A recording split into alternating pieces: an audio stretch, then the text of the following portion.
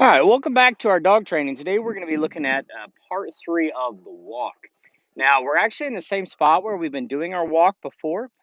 Today, the difference is that we're going to be adding the gun, which we carried last time, but today we're going to add the all-important factor of birds. If you haven't figured this out yet, what we're trying to do here is we're trying to give Aries, she's hanging out down here, um, a systematic introduction to upland hunting.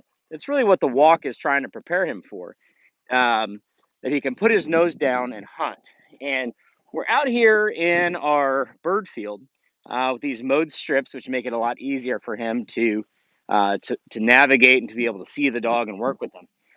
What I'm going to do is I'm going to walk from one row to the other, and I'm going to casually drop some birds in the grass. Today, what I have is I have a couple of frozen pigeons in my pocket. And if you can do this with live birds, that'd be even better. But today we're going to just use frozen pigeons. And it's important to note that when we're doing this, we're going to be placing them in this strip over here on the left. The reason for that is because the wind is going to be out of the south, so it's blowing left to right as we're looking here. Now you can actually see all the way at the end of the strip down there. I actually have a tripod set up. I need more hands than I have today, so I'm actually going to do some of this off the tripod. But what I'm going to do is Aries and I are going to walk this strip back towards the tripod.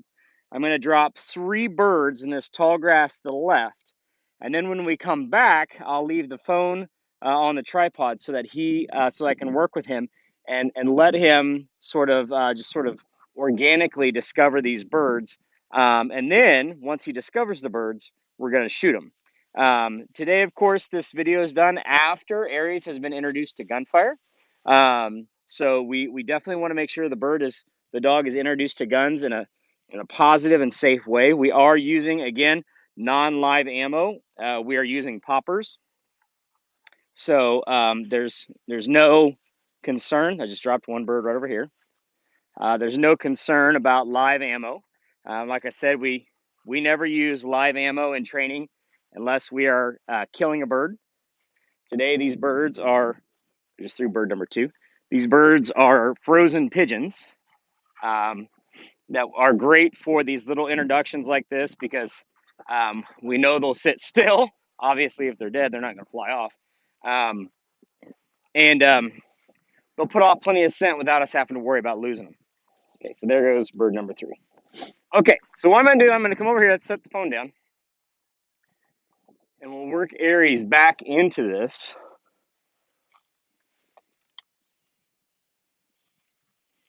Let's see how he does. What we're going to do is we're going to let him discover these birds, or try to, and then we'll pick one up and we'll toss it for him and shoot it.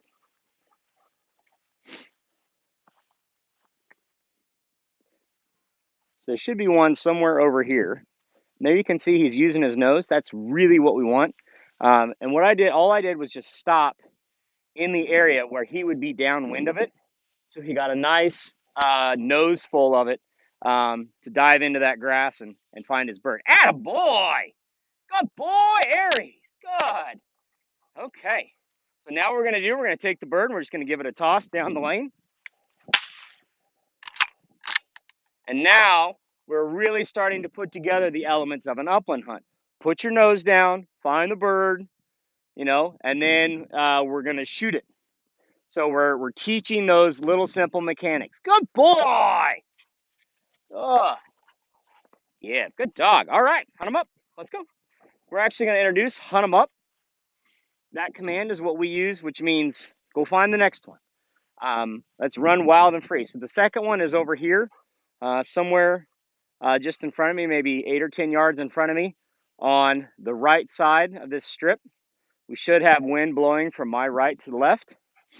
Aries is not totally sure what we're doing here, and that's okay. He keeps coming back to me to check in. We would prefer that. Definitely prefer him to check in with me rather than just bolt. And I would expect that he would want to check in with me. I think it's in here somewhere. Let's maybe scoot up just a little bit more. There, we got a little good gust of wind. Sometimes you got to wait on a little breeze to move that scent out real good. Atta boy! He's really diving in the grass over here. really putting his nose down. Atta boy. And he found his bird. Good boy. So let's just toss this one back the other way. We also want him to experience marking on the fly. Obviously, when a dog is hunting upland, um, very likely to run into birds um, while they're up and moving. Um, whether we're talking about a pointing dog or a flushing dog, um, the dog is likely to have birds get up that we're going to shoot, assuming we're talking about a wild hunt. Now, obviously, a pointing lab test is very different. Um, we'll work on pointing skills later.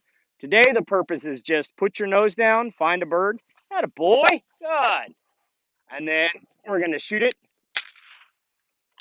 And right there is a great example. Aries was looking the wrong way when I threw it. Good boy. But he marked off of the gun. So he did a nice job there of spinning to see where the gun swings. You know, we want him to be able to mark off of that gunfire. So really happy with that. That's, you know, we've got some good pieces working here. But teaching our dog that you're going to put your nose down and hunt once you get out here, and you might find you a bird. And if he finds a bird, I'll even kill it for him. So that's the walk, part 3.